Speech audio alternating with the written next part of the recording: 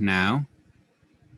We are student teachers in A Course in Miracles, and we're studying chapter 10, section 5 today, which is called The Denial of God. And I'd just like to start us off with just a centering thought experience exercise. Frequently, meditations are experienced as, nothingness or just focusing on one thing. So I'd like to just, A Course in Miracles tells us that time is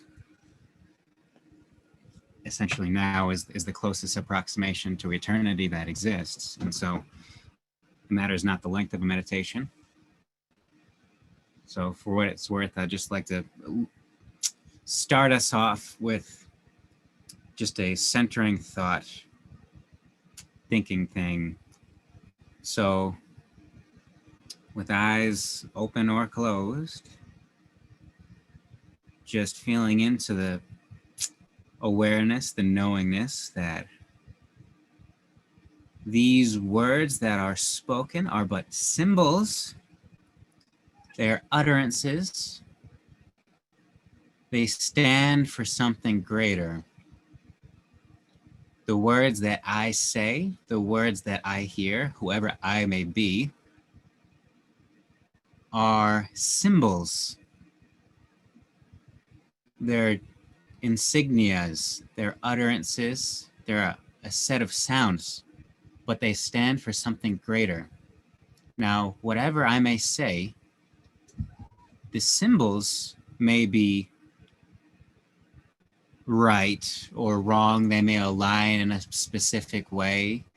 They may be equal to something else in symbolic terms, but the substance behind the symbol or symbols is always right. And we can stay in this space for our time together to look beyond the symbol, to listen beyond the utterance, and to reserve and hold this sacred space of every utterance being right, and every person being right, and every thought being right, because every thought is right. Every thought is simply the statement that this is God, and we are here expressing it as such. So I thank us all for being in this space and for holding it as an open-minded willingness for it to be so. And so it is. How is this connection, Karen G? Connection okay? Audio okay? Yes, it sounds very good. We're streaming in both places, so here we go. So before we start with our reading, thank you, I would like to share some inspiration. One may say tangential inspiration. I say core inspiration.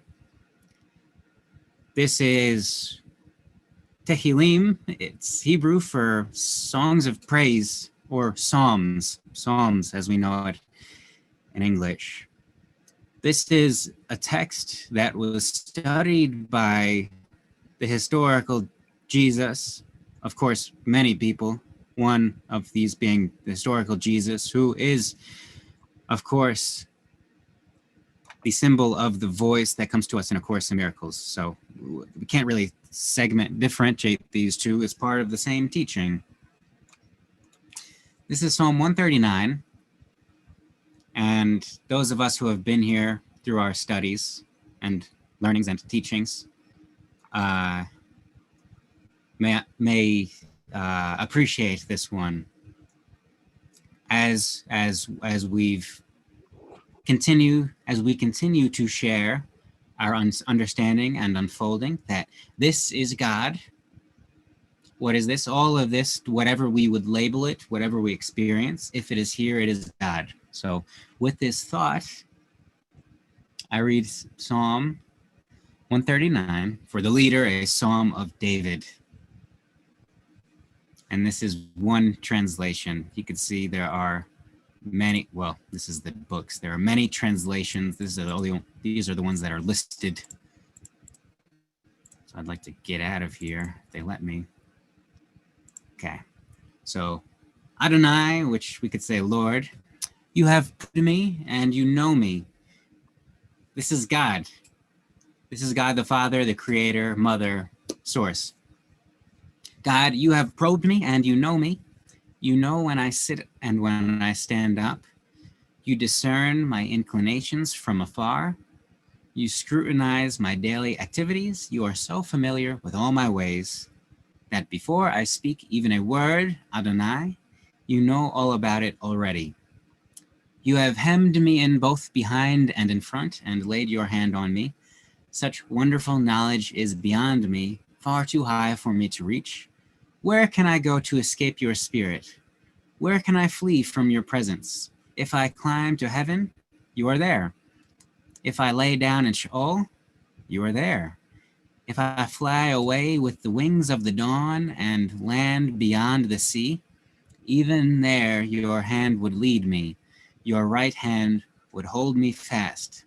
If I say, let darkness surround me, let the light around me be night, even darkness like this is not too dark for you. Rather, night is as clear as day. Darkness and light are the same. For you fashioned my inmost being. You knit me together in my mother's womb. I thank you because I am awesomely made, wonderfully. Your works wonders. I know this very well. My bones were not hidden from you when I was being made in secret, intricately woven in the depths of the earth. Your eyes could see me as an embryo, but in your book all my days are already written. My days had been shaped before any of them existed. God, how I prized your thoughts, how I prize your thoughts. How many of them there are. If I count them, there are more than grains of sand. If I finish the count, I'm still with you. And so I'll just end it here. But what's interesting that I notice when I share this is that I was looking all over for the translation that I have, which is the Jewish Publication Society.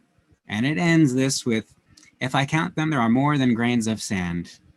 I am still with you. Much more open than if I end the count. I am still with you. and I just love this because all of the translations say something about I wake up and but hold on, there's one translation that says I end, comma, I am still with you. So this just shows the beauty and the rich substance that's in these texts, this text, that maybe gets sometimes swept under the carpet when we gloss over it. And it shows the richness and the beauty of our day, doesn't it? You know, you read these words and you think, this is God. This is all of this. It's rich. It's beautiful and it's perfect. It's just right. Isn't it? It is just right. Karen G. Noah? And just to know, you know, early on it says, if I climb to the heavens, you are there. If I lay down in Sheol, which is really, we could think another term for hell. Oh, God is still here. So just to say, oh yeah, of course, there's nothing that is not God. So here we go. As we start our discussion, and this is Imatsua in the frame, as she cleans herself and makes it a bit of a challenge to read this. Let us begin. We'll go paragraph by paragraph.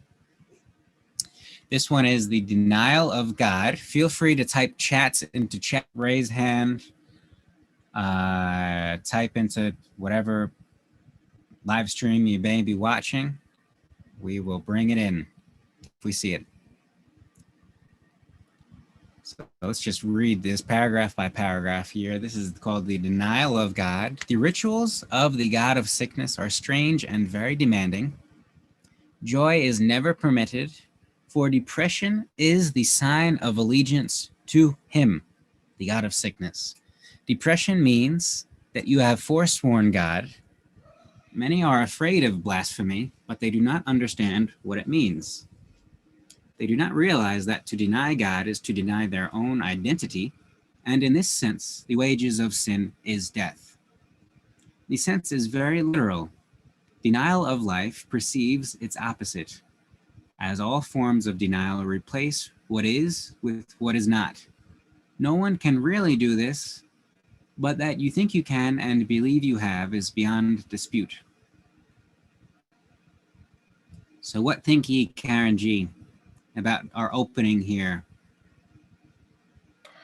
What I think, ye, Noah, is that we deny ourselves.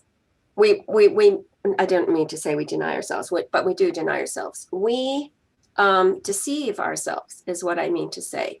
We think we're in joy, but it's impermanent happiness. We think we're doing the work of God, but we're really in a world of limitation, sometimes doing it, sometimes not, meaning the work of God, we could just put down to one word and say that is love. So we're doing it some of the time, we're not doing it some of the time.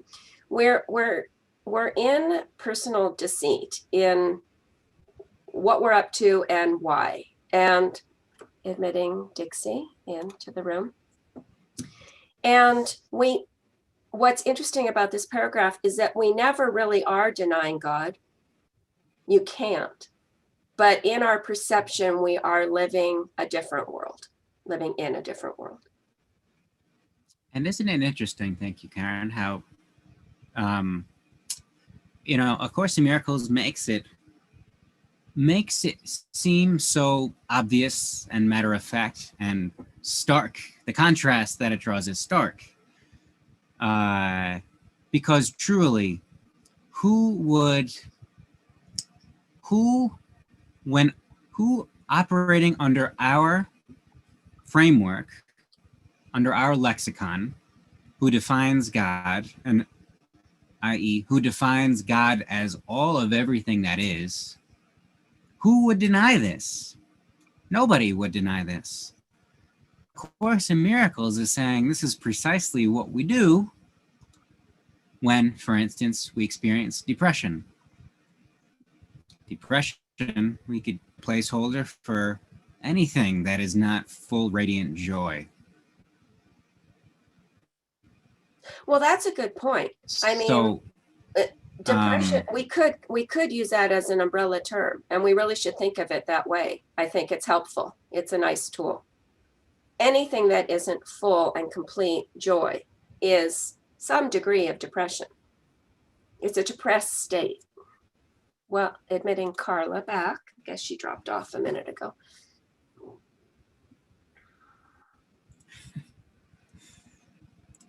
Welcome back, Carla. So, welcome, Carla. So let's continue because we have some readings here. Do not forget, however, that to deny God will inevitably result in projection, and you will believe that others and not yourself have done this to you. You must receive the message you give because it is the message you want.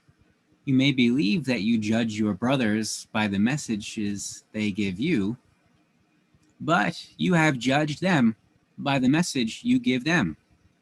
Do not attribute your denial of joy to them, or you cannot see the spark in them that would bring joy to you. It is the denial of the spark that brings depression, for whenever you see your brothers without it, you are denying God.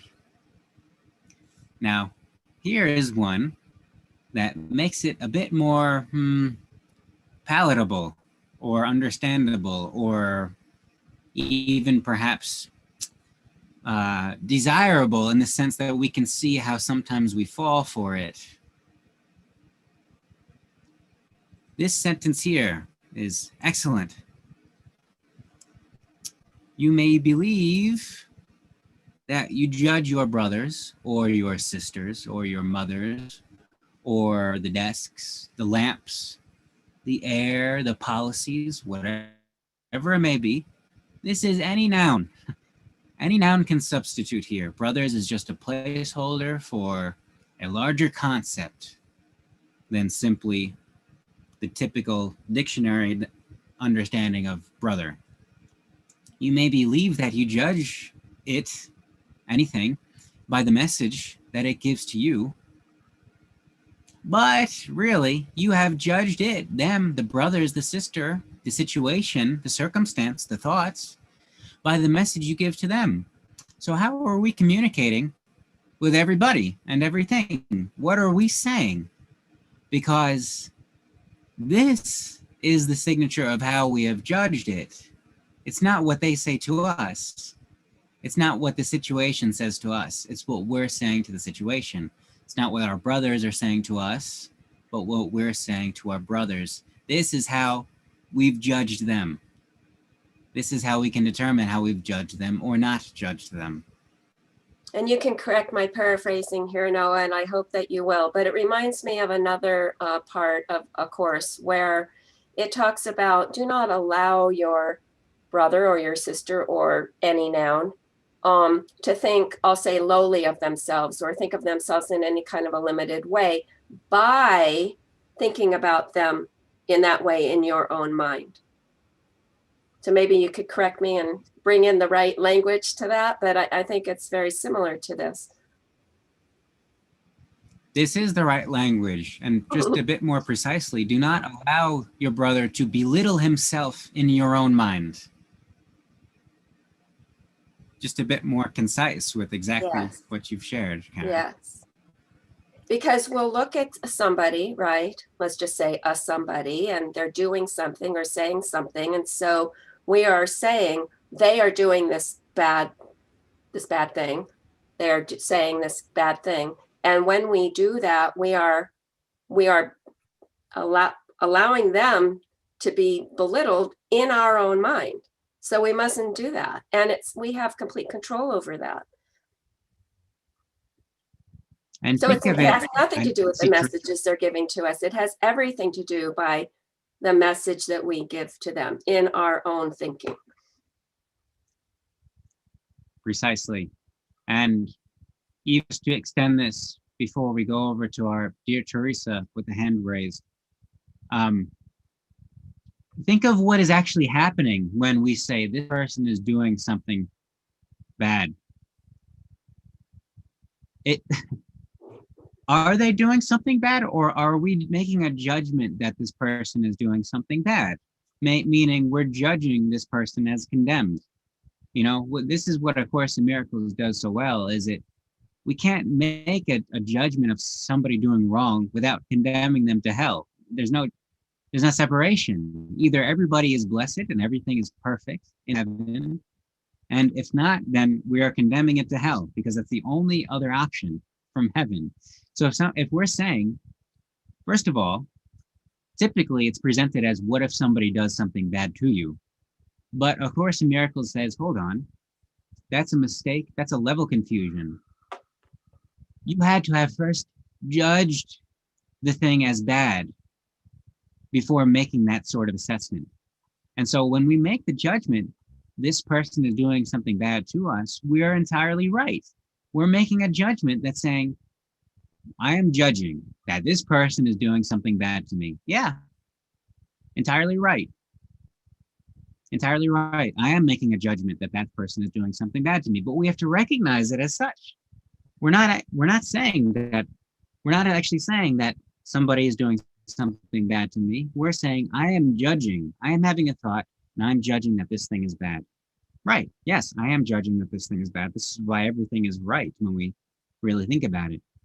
But if we're looking at the event, how can we judge it really as bad? An event that has unfolded in the kingdom of heaven. We have Teresa with the raised hand. Interweaves with this directly is this basically this whole chapter has been about sickness. So as we hold the space with our judgment, how if our brother is sick and we see them as sick.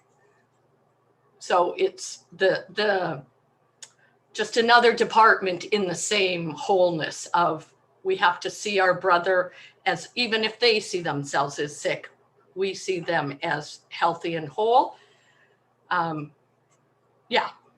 Does that make sense? When you were talking, I was thinking, okay, yeah. So if I project attack, defense, you say something, I get mad at you, I think I'm right. So I have the right to say this.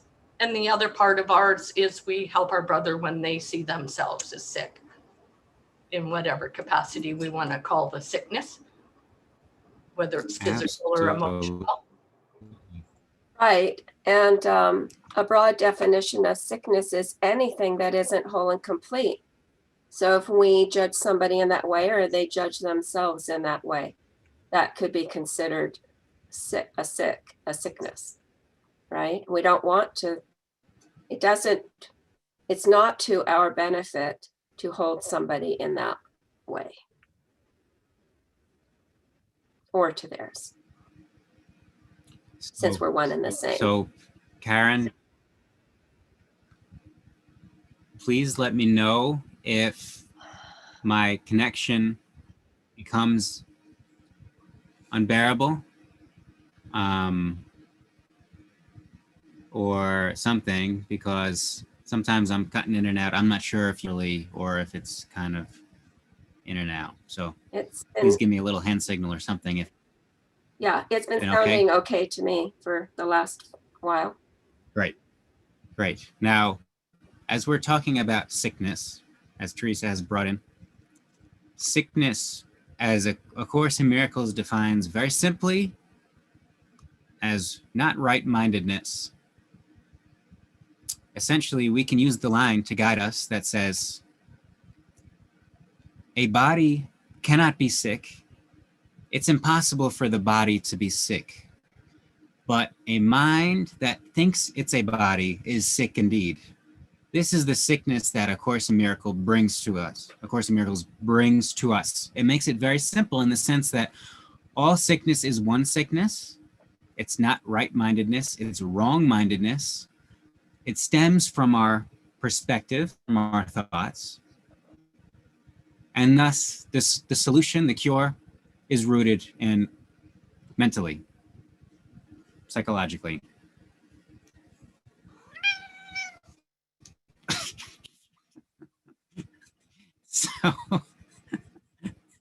So as Teresa, when a brother thinks that they are sick, or if a brother is sick, and they have physical symptoms, how do we see them as whole and healthy, as Teresa has brought in? Well, the whole point of this is that we're not limiting someone to body. So a mind that thinks it's a body is sick indeed. Similarly, to see somebody as a body, anybody else as a body, is not right-mindedness. We cannot see ourselves as pure, eternal mind, thought of God, spirit, in a sense of A Course in Miracles brings to us. If we're seeing somebody else as a body, we can't. So, of course, it starts with self-perception, and how we see ourselves, we naturally extend to all that we see. So when we see somebody with physical symptoms, we're not saying that we don't see the symptom. What we're saying is that the mover behind the symptom is perfectly divine, perfect, and radiant, and joyous, and eternal. And this is God, that we're speaking, we're seeing, we're looking upon God. This is how we behold a brother, sick or not. It doesn't matter what the symptom is. This is the point. When we see somebody, this is God, no matter what the symptom is.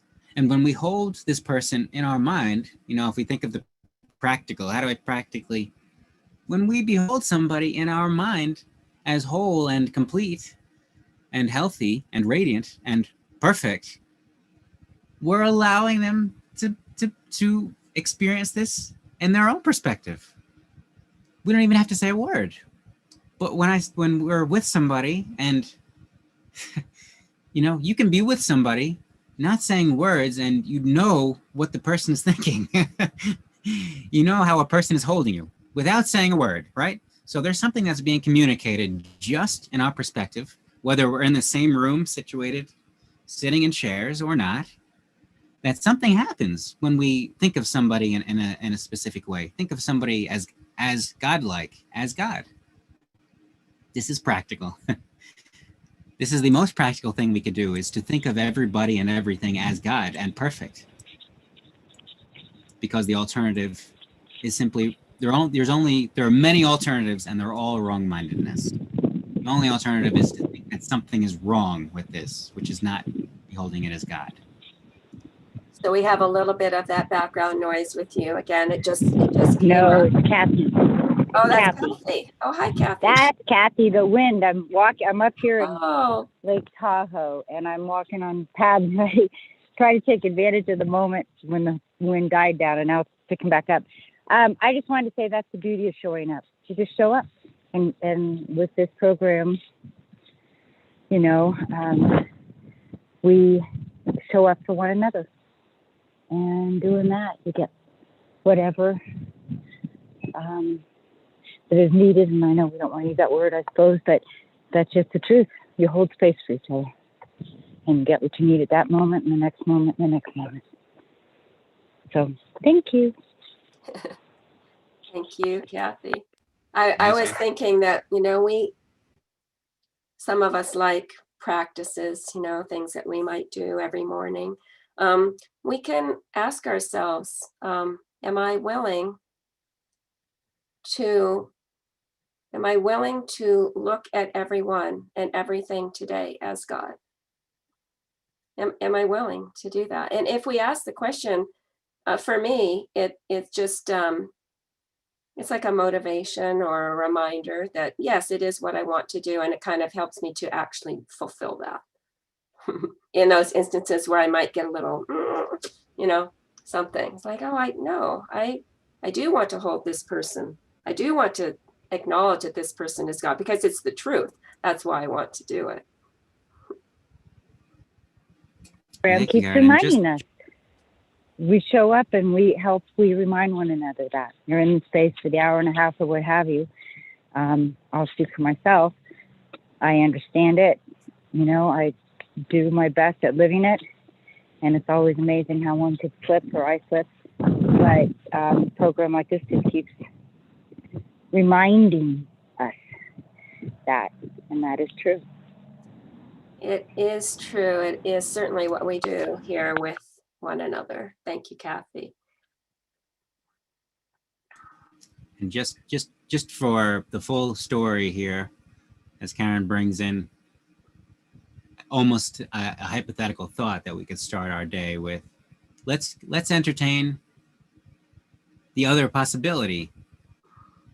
Because if we think that it would be difficult to behold all and everyone as God,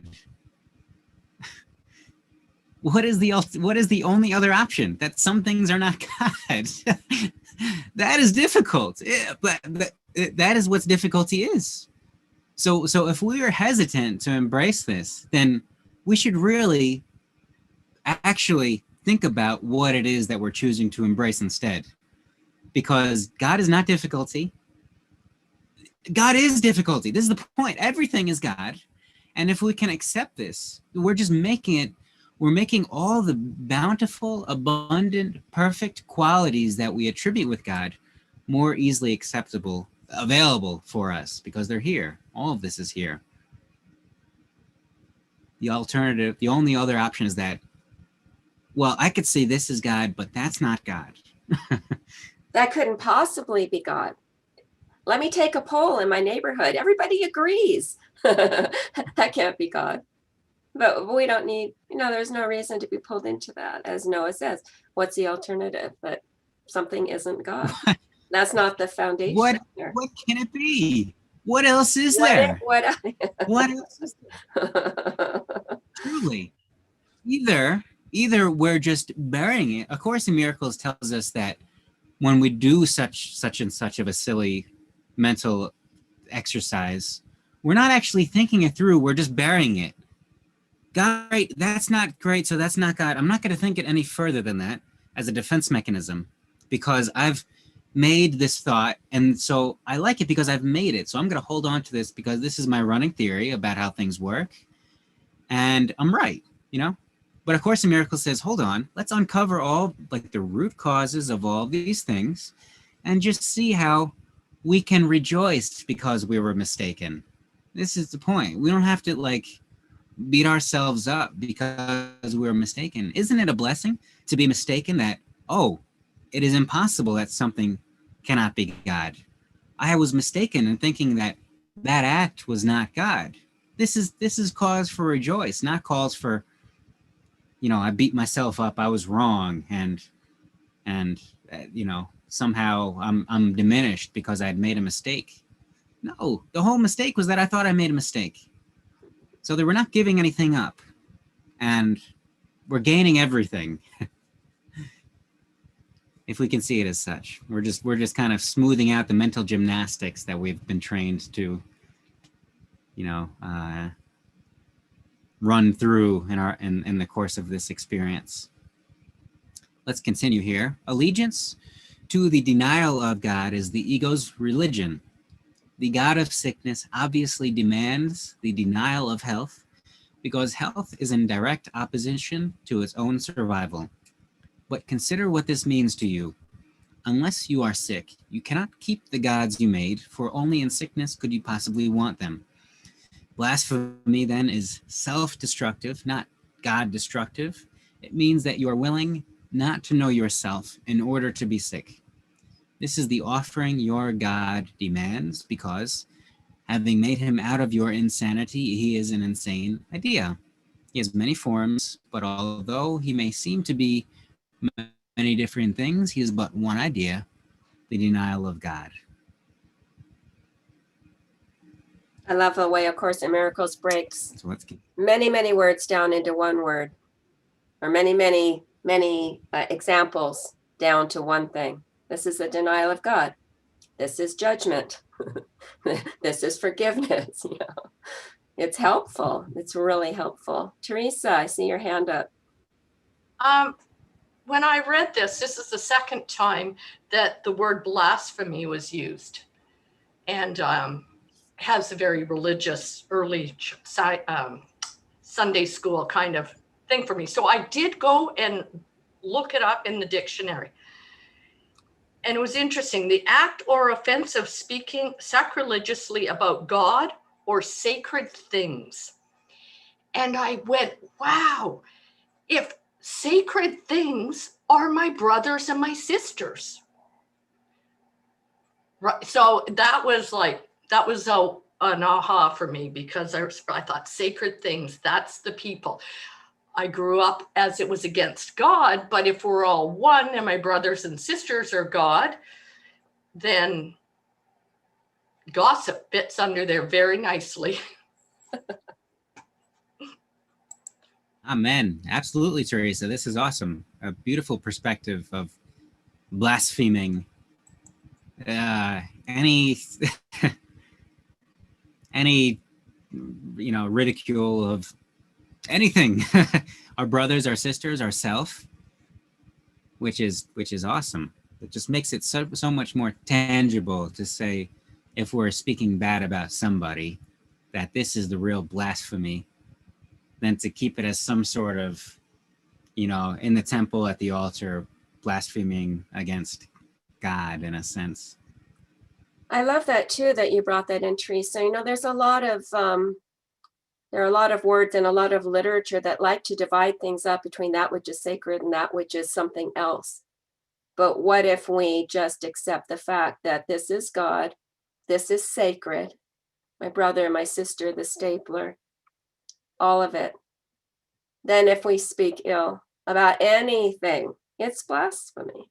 I love this. I love that you looked it up and brought it in.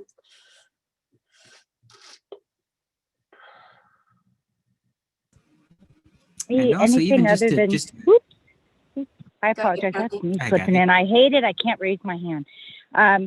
So anything other than love is judgment, anything. Anything other than peace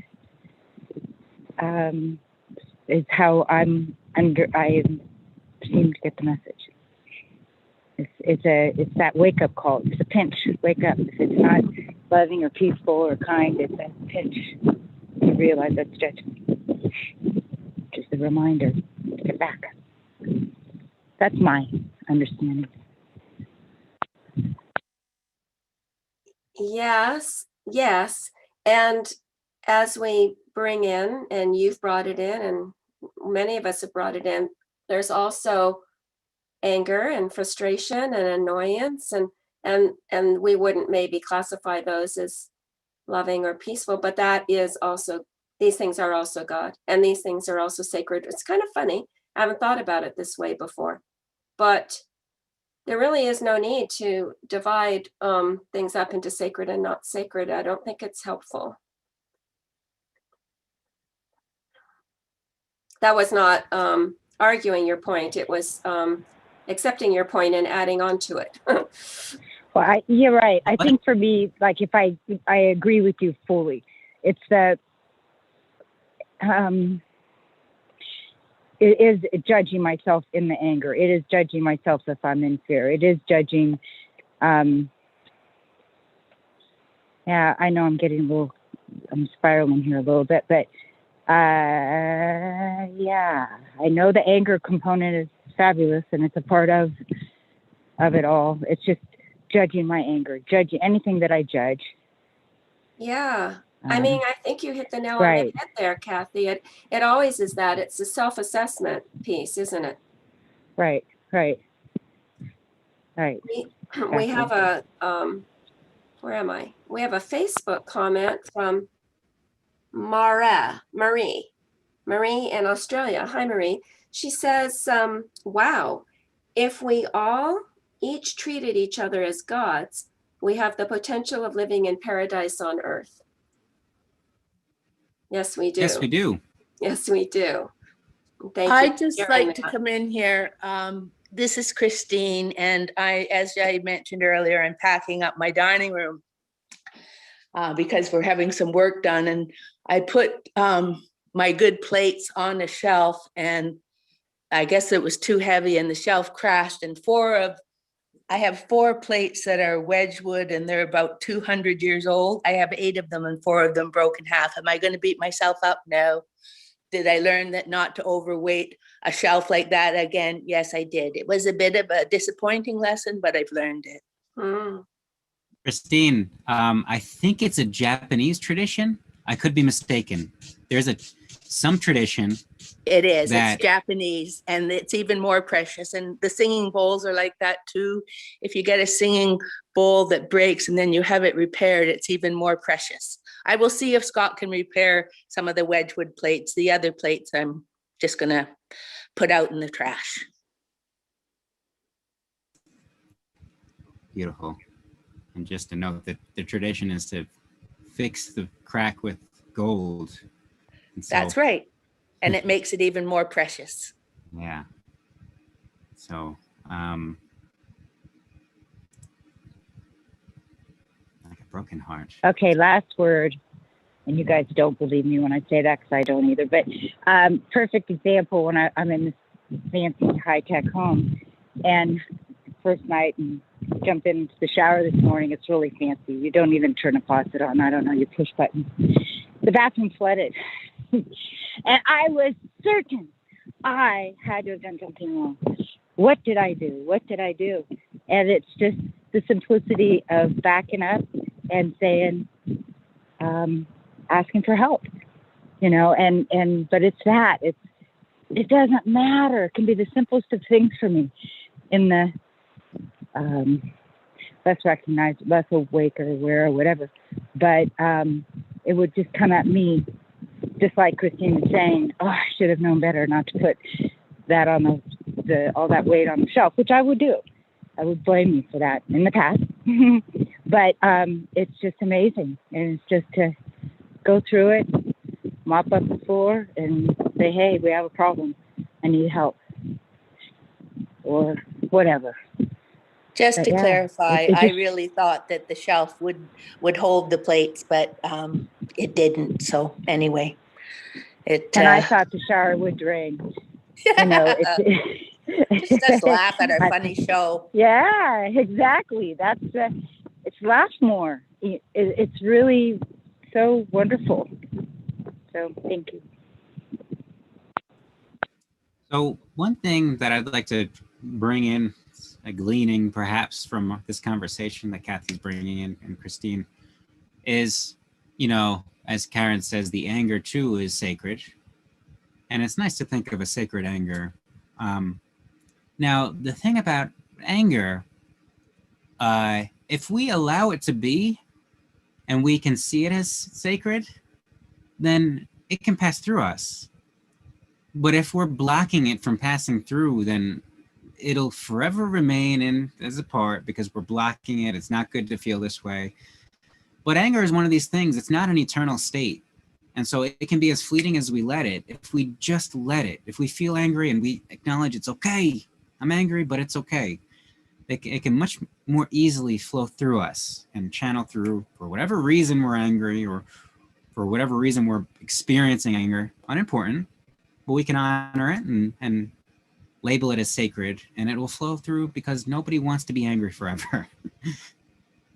God knows this.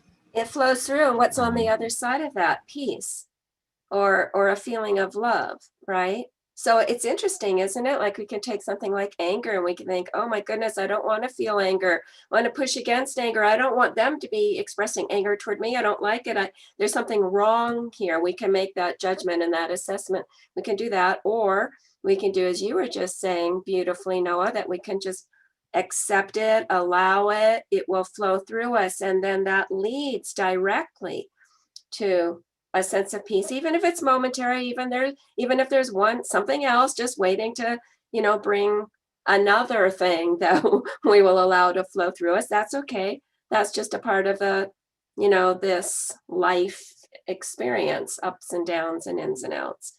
But it's interesting, isn't it, how something like anger can lead to a sense of peace?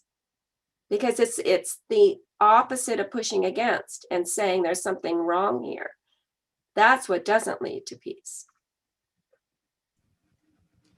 And just the ups and downs, Karen, are the non-eternal state, and it can be a part of our experience or it could not be. This is something that we can give up if we don't enjoy it. Some people enjoy it, some people, and so it doesn't need to be the forever increase is the joy. No, that's really a good point. We do not have to have the ups and downs. A lot of people experience life that way, but it doesn't have to be that way, for sure. I love the biblical stories. So if we think biblically, Jacob was living with Laban, his uncle, and essentially got taken to the point where he was fed up and he didn't want to be there anymore, driven to anger because it was time for him to leave. And so, if we can accept, if Jacob, I'm fed up with Laban, but this is really a signal for me, I just gotta go, then all of a sudden we don't have to take it so personally, and we can understand that this anger is maybe telling us something about an action to take. And we all intuitively know what it is, but if we're kind of trapped in the anger, we may be blinded by it, but if we let it pass through, we can use it just like any tool.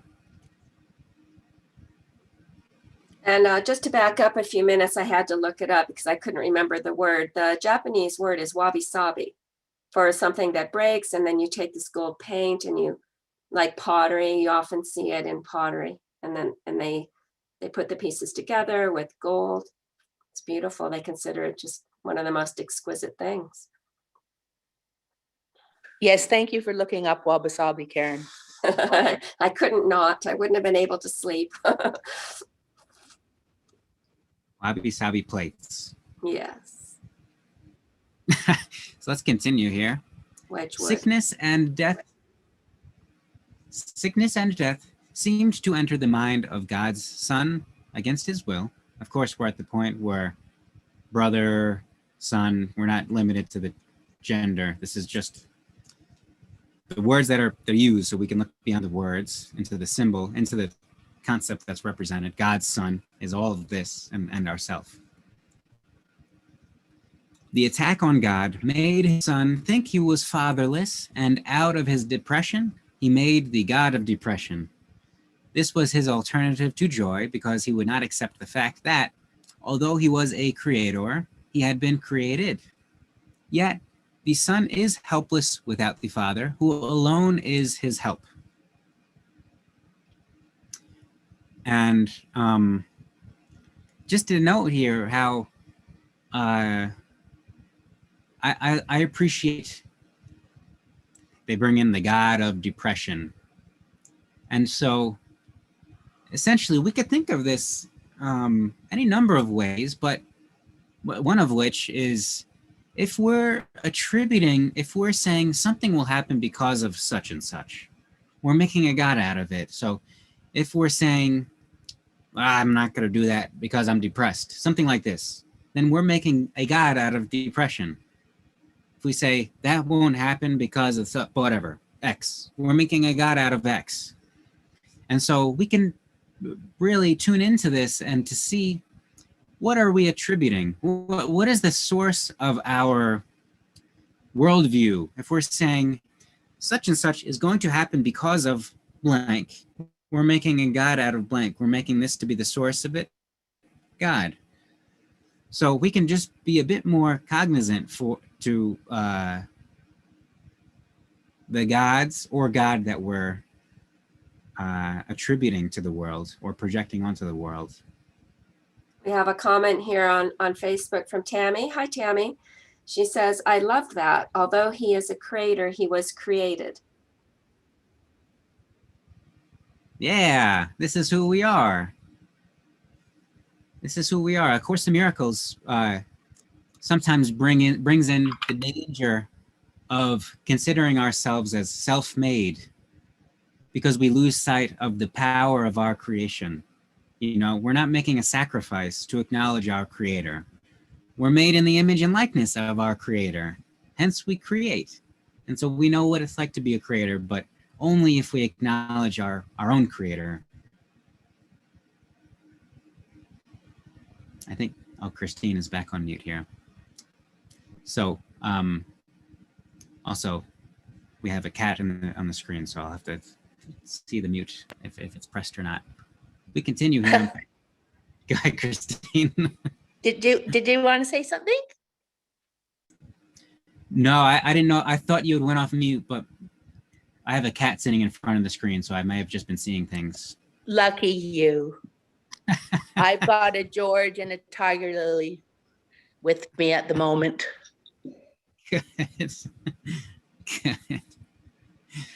The crabs really scared George.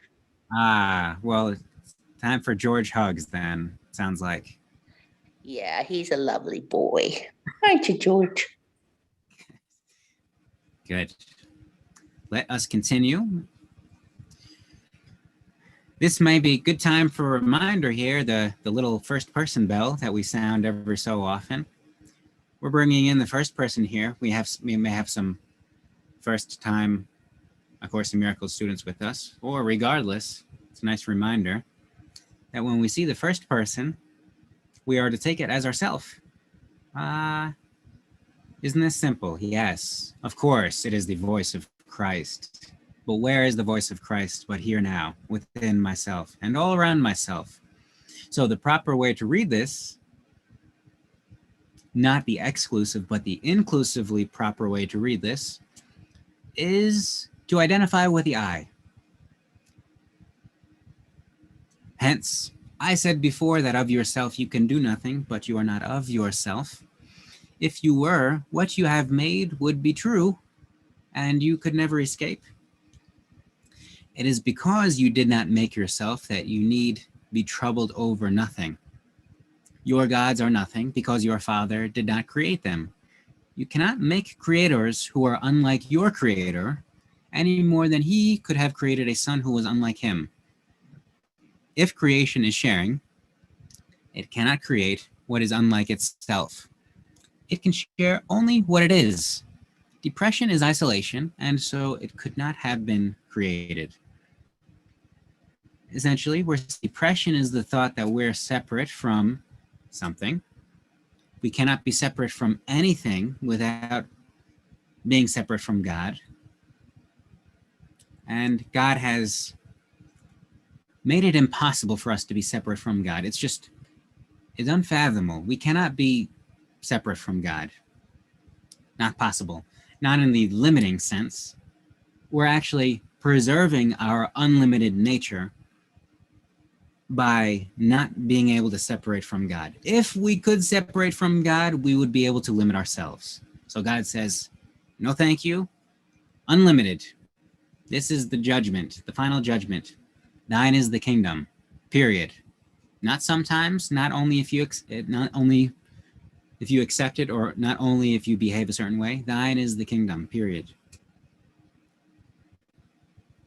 Son of God, you have not sinned, but you have been much mistaken.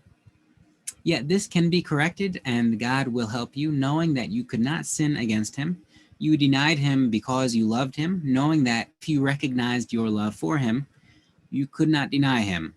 Your denial of him, therefore, means that you love him and that you know he loves you. Remember that what you deny you must have once known, and if you accept denial, you can accept its undoing. So, as Teresa has brought in earlier, we talk about blasphemy and this highly religious concept. Here's another highly religious concept of sin and sinning. A Course in Miracles makes it a bit more tangible for us. Rather than having sin be taken to mean a list of dogma, which if you do one of these things, then you sin and you're condemned. It's a silly understanding, it's a limited understanding. And in this discussion, I find it to be in one ear and out the other when we talk about sin in that way. But what A Course in Miracles does so well is it presents these concepts in a way where we can actually use them. We're not just immediately discounting them. If we think of sin as separating from God, then it becomes a bit more understandable. Of course, we're shown that we cannot sin. We can only think that we can. We can think that we sin. We can think that we have separated from God. To make it even a bit more palpable, we can think that something is wrong. All this is saying the same thing. If we think that something is wrong, we think that something or somebody has sinned. Truly.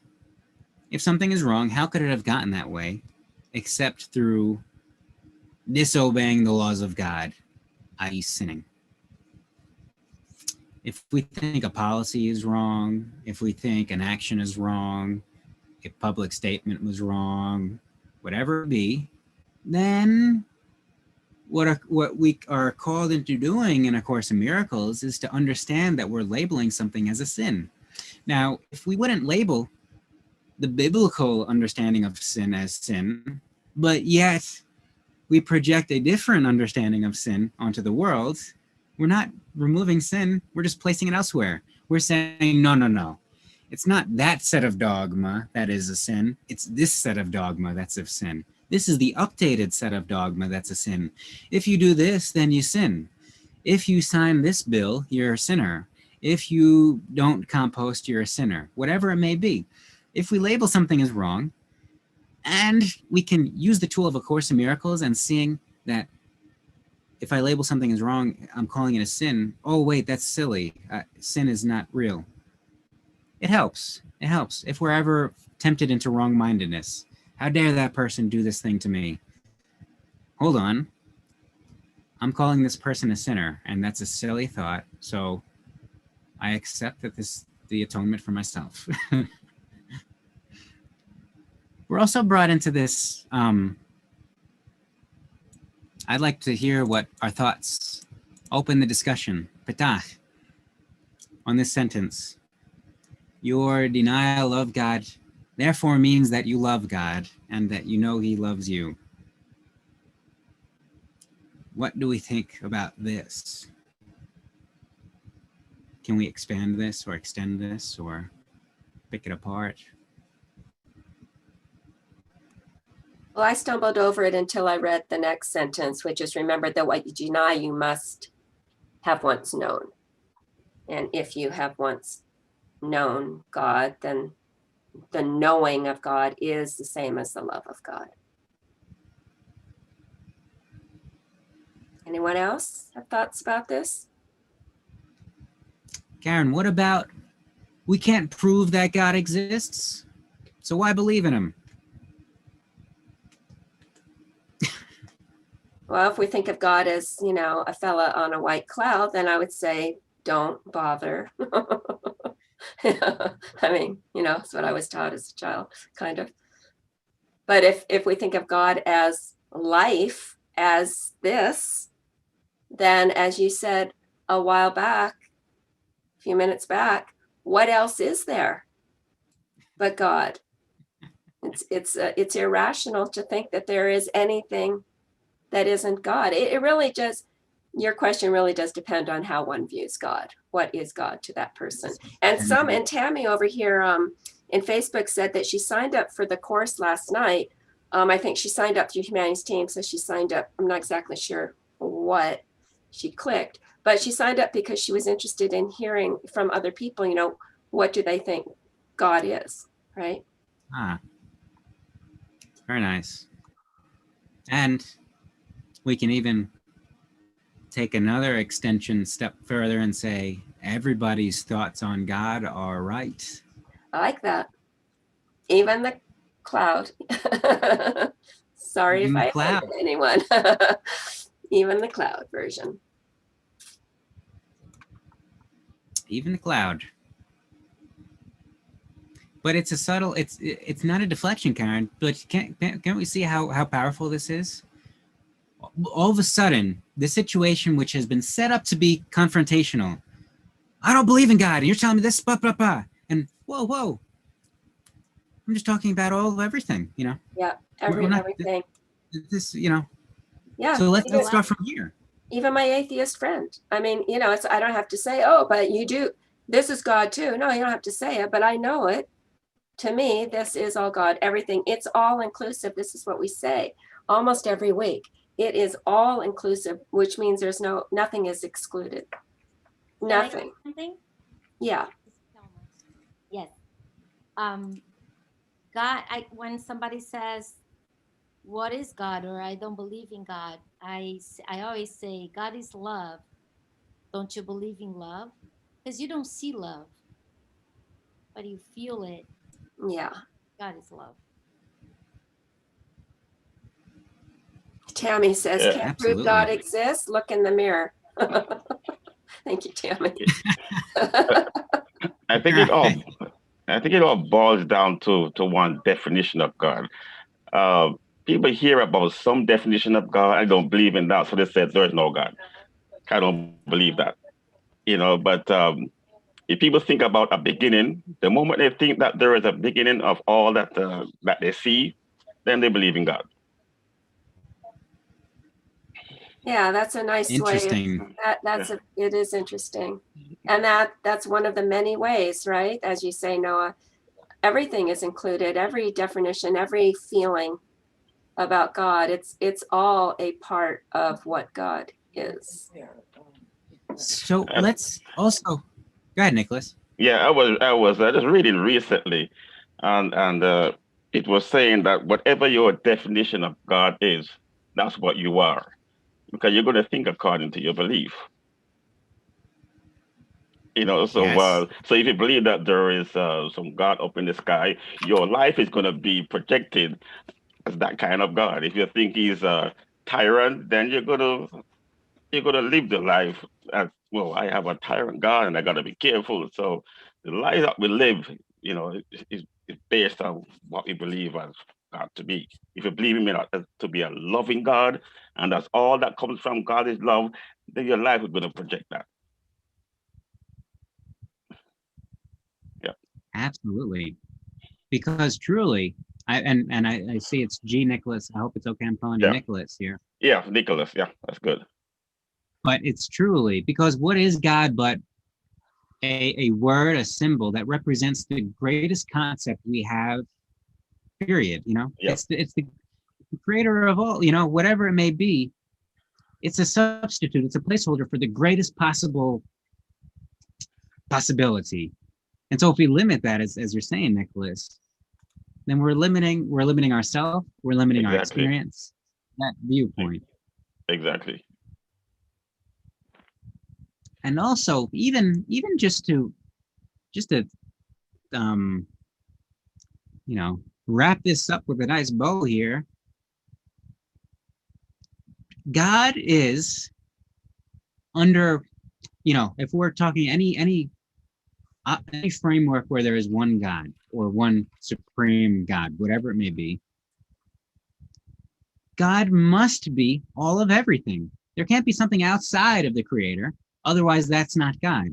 So any framework, any thought or psychology or philosophy which holds that something cannot be God, in other words, like hell or Satan, then that's a limited God. That's not God. That's a God that has been made. That's a God, lowercase g. God is all of everything that is, by definition. As our psalm brought in the beginning of this. Hey, Judith, with the hand raised. Hi. Yeah, sorry, I was forgetting that America's put their clock. Yeah, daylight savings.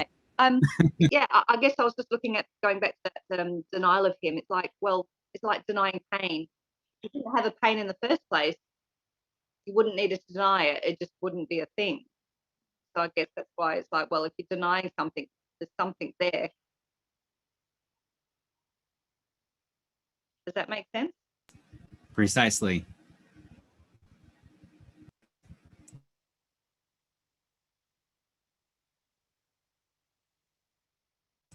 Which we brought in a bit, I think, last week too, about how if we deny something, it's just a statement that we think it's there and we're trying not to see it. Thank you, Judith. I'd like to bring in another comment from Tammy. She says, that's what had me confused, that we have different perspectives of the God word. I read the Bible and get a totally different meaning to some of the scripture than people I know. But thinking about it, as Karen said, all inclusive just helped me a lot. So she left a note earlier that, she likes that we, this discussion group, that, and of course in Miracles, that we're open to various perspectives, which is exactly right. We are. All perspectives are welcome here. Well, we certainly can feel into the power of the little willingness in this group.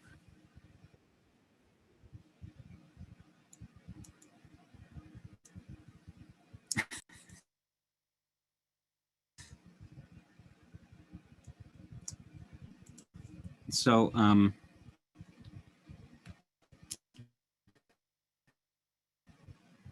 Karen, continue our reading here, if you don't mind. I was just trying to get through Victoria's chat, but it's pretty long. You wanted me to read, Noah?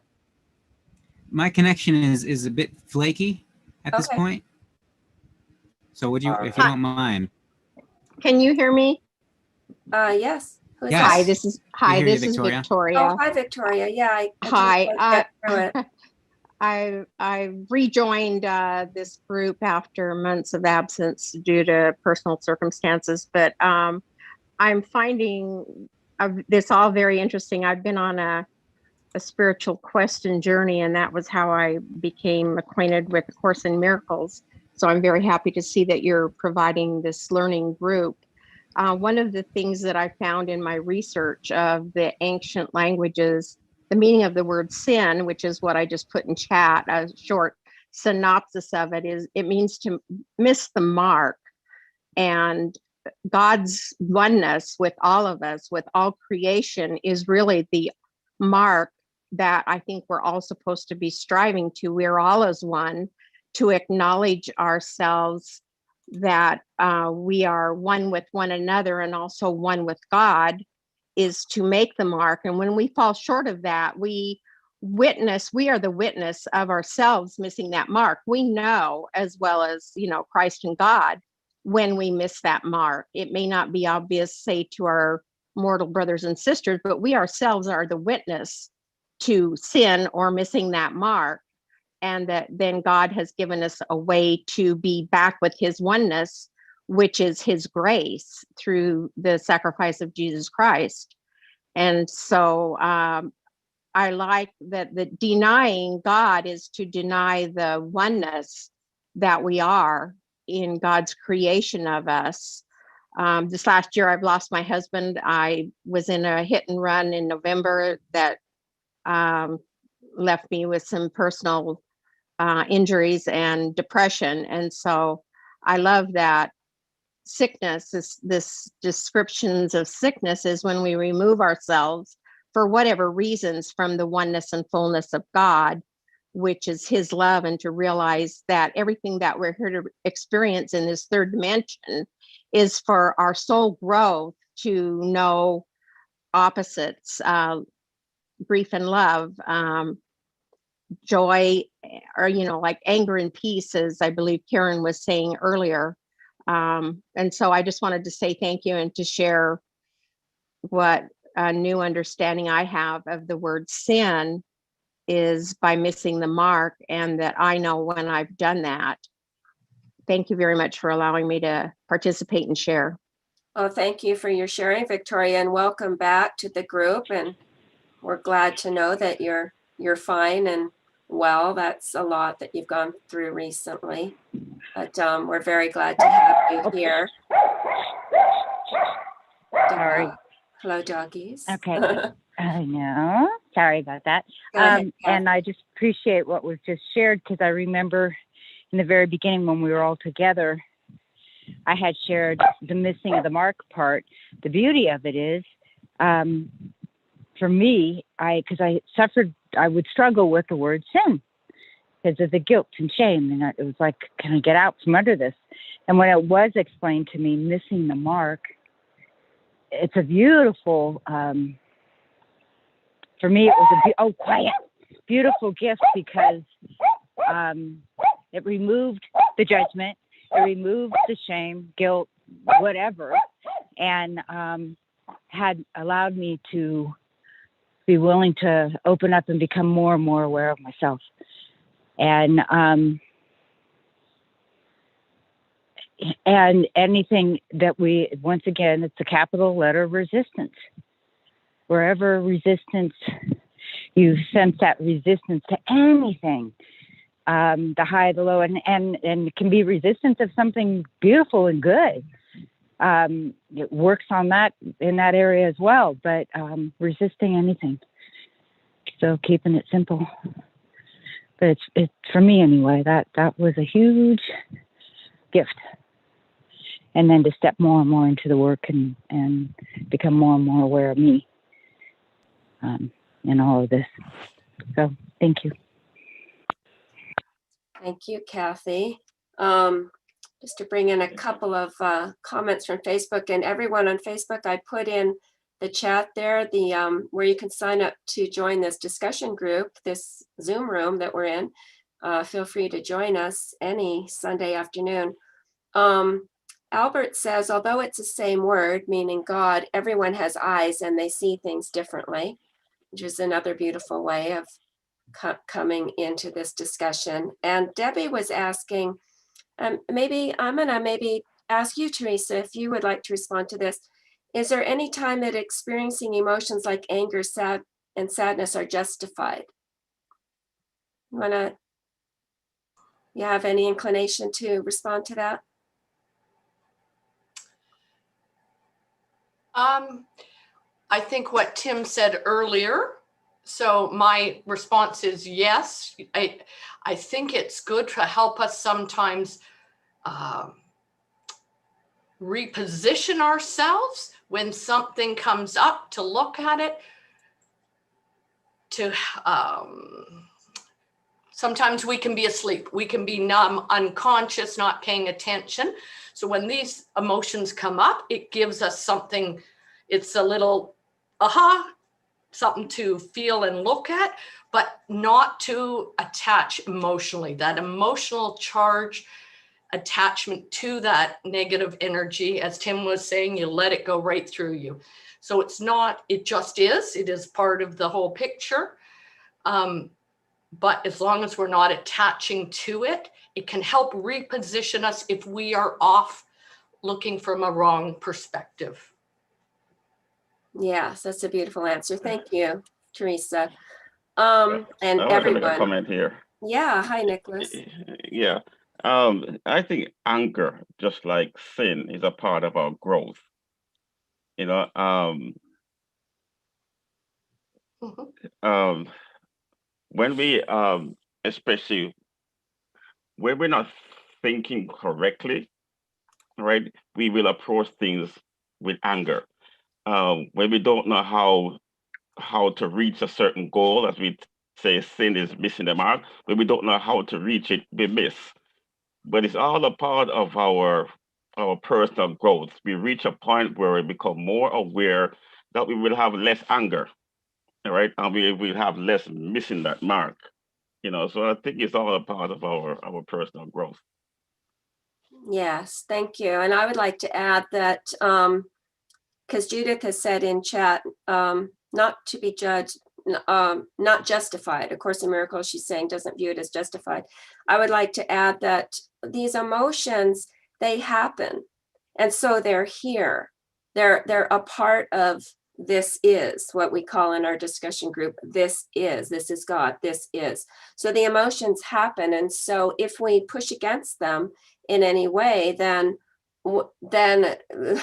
it's going to actually add energy, add strength, to them. But if we allow them, accept them, yeah, thank you, Judith, and allow them to move through, then as I was saying earlier, it's interesting how that allowance of them and not pushing against them actually leads to peace. It actually leads to a sense of calm and peace. Noah, are you here? Did you want to continue reading, or I can go ahead and do that? I can read. Just tell me if it's if I'm. Oh, it's pretty noisy on your end. Is it still noisy? No, that's better right there. Let's just continue here. Yeah, we have a lot to read. Your father has not denied you. He does not retaliate, but he does call to you to return. When you think he has not answered your call, you have not answered his. He calls to you from every part of the sonship because of his love for his son. If you hear his message, he has answered you, and you will learn of him if you hear aright. The love of God is in everything God created, for his son is everywhere. Look with peace upon your brothers, and God will come rushing into your heart in gratitude for your gift to him. So we have plenty to read, but this is just such a beautiful paragraph. There's many nice lines, but when you think God has not answered your call, you have not answered his. You have not answered God's. If we think God is not answering our prayer, we are not answering God's prayer. And so what more obvious of a way can God tell us this than to give us these feelings that we have of God's not listening to me? God is just a placeholder for any noun. This person is not listening to me. That is a sign for us that we're not listening.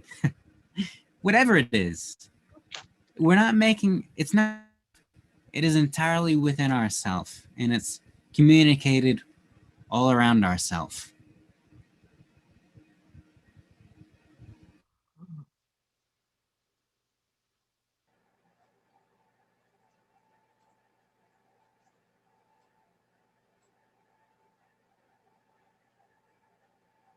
think. Noah, are you still here?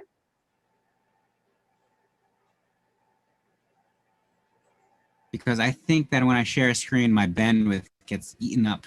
Oh, Please, if you do not mind. I don't. Let's see. We were on 7, Paragraph 8. paragraph 8. Okay.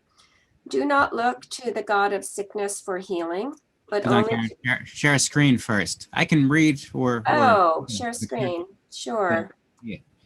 I think share screen takes up bandwidth. It's just a theory.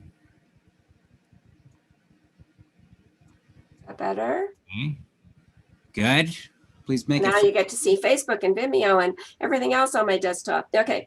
Do not look to the We'll have God. to Facebook. Yeah, Oh, no, so just you're going to read. Okay, go ahead. yeah, just Facebook. Sorry, we'll get back to you eventually, but we just want to read this. Just Yeah. maximize that screen, Karen. You can Sure. read it. Here we go. Thank you. You're welcome. Okay. Do not look to the God of sickness for healing, but only to the God of love, for healing is the acknowledgement of God, as we bring in what Selma has brought in before, thinking of love as God. When you acknowledge God, you will know that God has never ceased to acknowledge you, and that in God's acknowledgement of you lies your being. You are not sick, and you cannot die, but you can confuse yourself with things that do. Remember, though, that to do this is blasphemy, for it means that you are looking without love on God and his creation, from which he cannot be separated. In other words, if we think that we can be sick, if we think that we are sick, or somebody else is sick, or that we die, or somebody else has died, that is the blasphemy, because we are belittling ourself or a brother, which is the sacred thing, as Teresa has brought in. Only the eternal can be loved, for love does not die. Again, we think of anger here. Anger comes and goes. Love is always here. What is of God is God's forever, and you are of God. Would he allow himself to suffer? And would he offer his son anything that is not acceptable to him, God? If you will accept yourself as God created you, you will be incapable of suffering.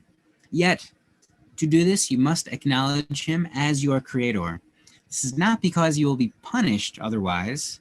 It is merely because your acknowledgement of your Father is the acknowledgement of yourself as you are. Your Father created you wholly without sin, wholly without pain, and wholly without suffering of any kind. If you deny God, you bring sin, pain, and suffering into your own mind because of the power that God gave to it. Your mind is capable of creating worlds, but it can also deny what it creates because it is free.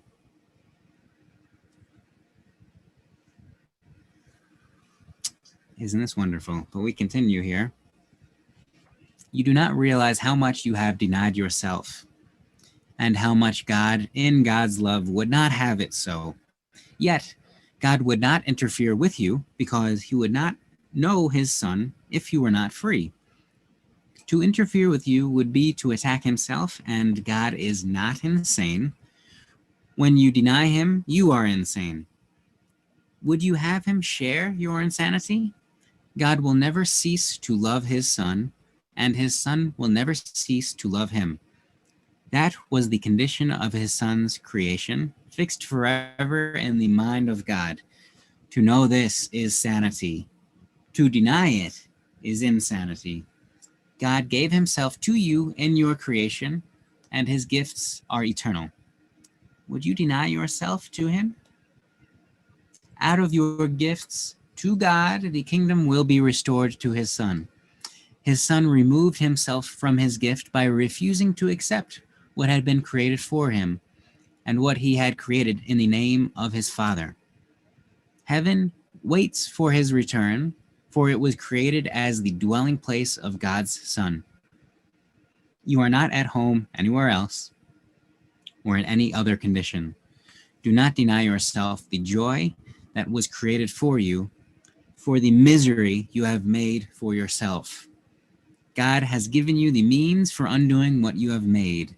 Listen, and you will learn how to remember what you are. And even if we bet just one sentence for you are not at home anywhere else, why? Because there is nowhere else. Not because we're excluded from the option, but because God is all of everything, and here we are at home. And even the next sentence, we're getting back to what we were discussing previously of, do not deny yourself the joy that was created for you, for the misery you have made for yourself. Anytime that we say we are self-made, or we prefer to hold on to a belief system that's limiting, we are saying essentially we prefer the misery that we make for ourselves because we made it, rather than accepting the joy, the perfect joy that was created for us. If God knows his children as holy, sinless, it is blasphemous to perceive them as guilty, as Teresa has brought in. This is, we're talking about our brothers or sisters, children. If God knows his children as holy without pain, it is blasphemous to perceive suffering anywhere. We can read this one again. If God knows his children as holy without pain, it is blasphemous to perceive suffering anywhere. And so let me just add to this, perceive suffering anywhere is also to say that we see that anything is wrong with anything.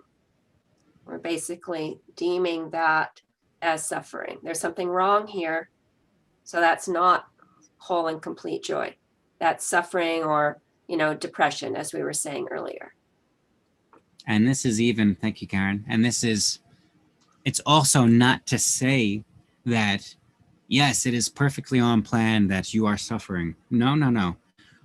We see everything and everybody as healing. So if there's somebody may perceive something as suffering, but we don't see it that way, we refuse to belittle such and such in our mind by allowing it to think of itself as suffering.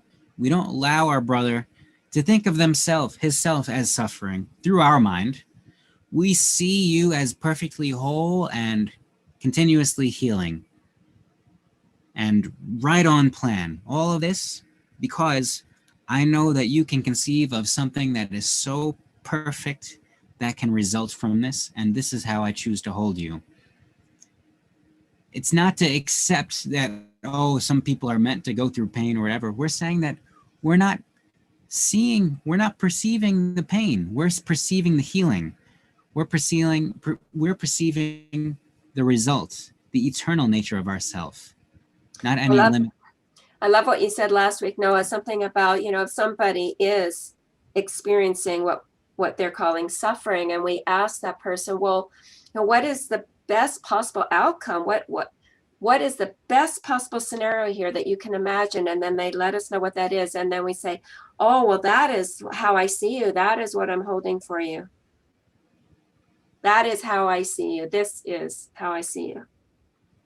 Yes. And we can, and of course, maybe it's given to us in a set of form, but we know that our true nature is formless, this eternal nature of ours, and we can label it with whatever form we wish. But you mean God speaking with me? How can I think that God is sick or God is suffering? No, I refuse to belittle myself in my own mind by thinking that. Yeah. Yeah, and when we look at the word love, that God is love, how can hate come out of love?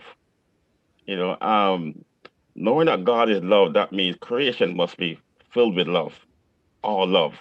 So if we're seeing something else, then there's something about our thought while we're seeing something else. I have an experience where I was working for working at this school, and there was this other professor who I don't know, maybe didn't like me, and did some things, and what the person did might look evil in the eyes of somebody else, but in my eyes, I saw it as something good. Sometimes people may express certain ways, express certain things in anger, or they may express it in a way that might insult you. But what we have to do is look beyond the insult.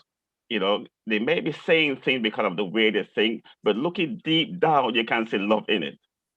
Because the result of what happened is that I ended up in a job that was a better job and more money, more everything.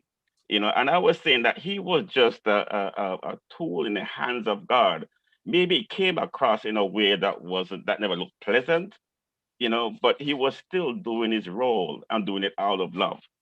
So sometimes when we hear people say things in a certain way and it make it sounding insulting, we gotta look beyond how it is said and just look at what is said, because what is said is the message.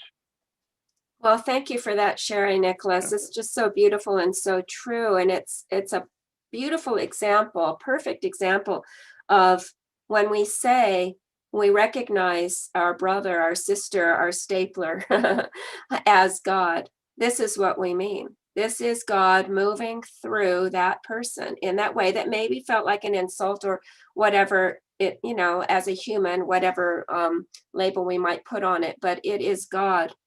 It is God moving through, speaking through, or as we could say, that person always. So thank you for that. I remember this church I used to go to, Center for Spiritual Living, where they always talk about you always talk about namaste, and it means that the divinity in me sees the divinity in you.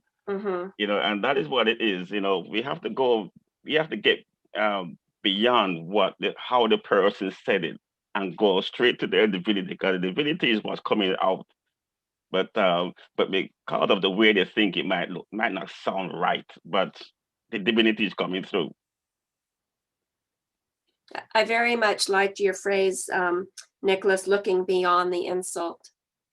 It's really lovely. Thank you. Kathy, did you have your hand up? Hi, Kathy. I did. Hello. And I know this is repetitive, but I think, and I said this, I think last week, you know, it's the repeat because of the different levels of hearing it. And for me, it's,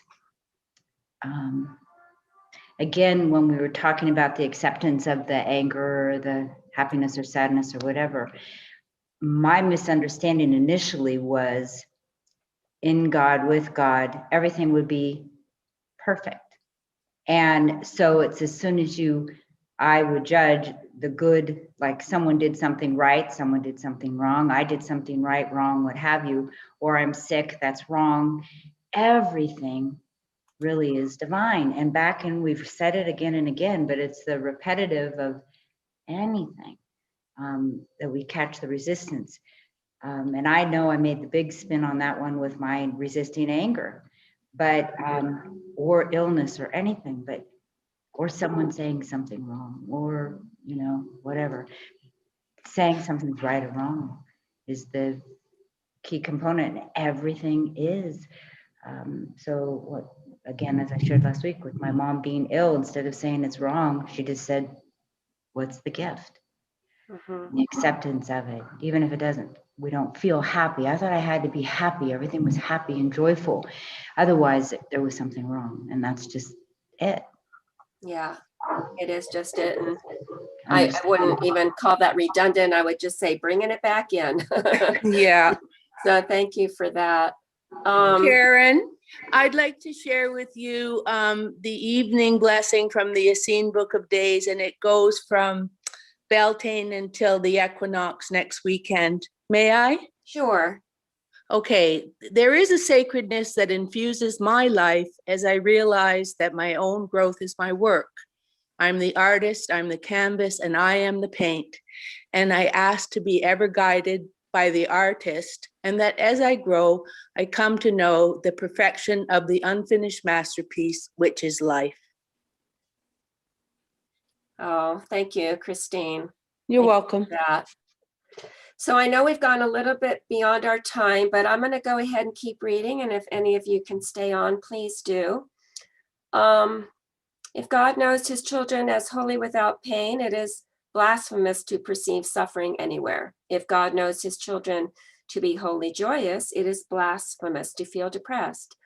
All of these illusions and the many other forms that blasphemy may take are refusals to accept creation as it is. If God created his Son perfect, that is how you must learn to see him to learn of his reality.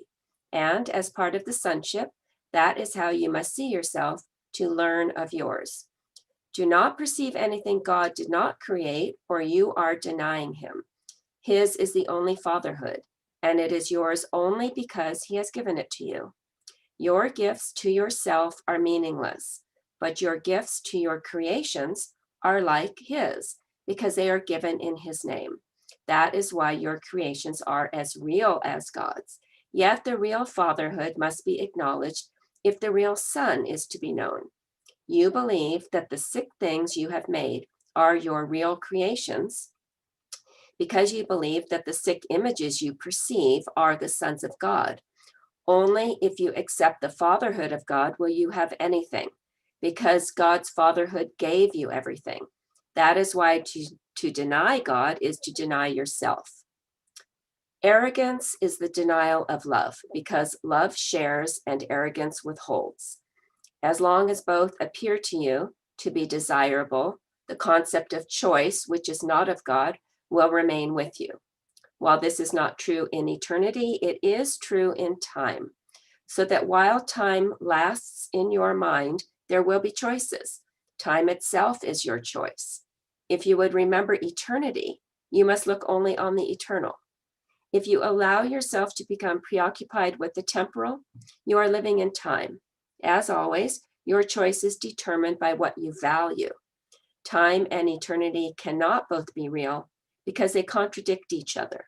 If you will accept only what is timeless as real, you will begin to understand eternity and make it yours. And I would like to thank, oh, Kathy, you have your hand up? Is that from before? Okay. I would like to thank everyone for joining us today. Everyone on the other platforms, please feel free to join us in our discussion Zoom room here every Sunday. And Noah, thank you for leading the group so beautifully, as you always do, and everyone for your contributions. Teresa, do you have a final word for us? I do. It's from earlier in chapter 10. As we close chapter 10, peace is yours because God created you and he created nothing else. We look forward to seeing you next week. Goodbye, everybody. Thank you. Thank you. Goodbye, everybody. Thank you. Goodbye. Have a great, wonderful week. Blessings to all. We Thank are you. blessed. Thank you. Thank you, Bye Karen. now. Noah. I don't know how to go.